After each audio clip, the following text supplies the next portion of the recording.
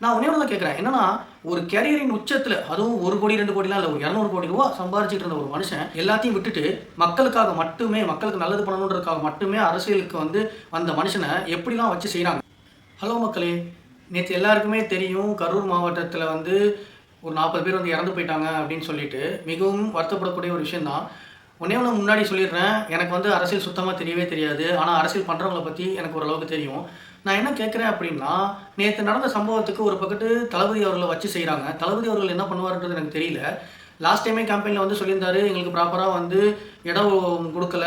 இந்த மாரி proper arrangement பண்ணலன்னு சொல்லிட்டு, ஒரு பக்கத்து கரண்ட்ட கட் பண்றாங்க. இது எல்லாமே வேணும்னே யார் செய்றாங்கன்றது எல்லாருக்குமே தெரியும்.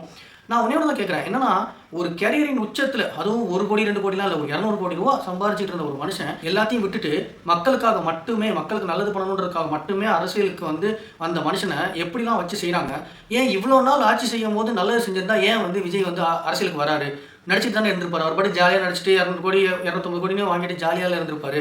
யாருமே நல்லது பண்ணல அப்படிங்கும்போது, நம்ம மக்களுக்கு நம்ம பண்ணுவோம். மக்களால தான் நம்ம வாழ்ந்தோம் அப்படின்றதுக்காக மக்களுக்கு நல்லது பண்ண வர தளபதி அவர்கள வச்சு செய்றாங்க. அந்த சைடு பாலா, விஜய் டிவி பாலா அவர்கள் எவ்வளோ விஷயங்கள் அந்த பாலா பண்ணியிருக்காரு. அவர் ஒரே ஒரு படம் நடிச்சிருக்காரு. ஒரே ஒரு சின்னதா இலவச ஹாஸ்பிட்டல் கட்டுறேன்னு சொல்லியிருக்காரு.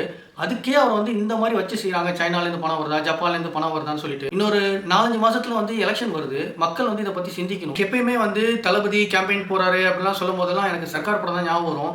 சர்க்கார் படம் மாரியே எவ்வளோ தடைகள் வந்தாலும் அதை எதிர்த்து நம்ம தளபதி ஜெயிப்பாரு அப்படின்றது தான் என்னுடைய நம்பிக்கை. எல்லாருடைய நம்பிக்கையும் கூட.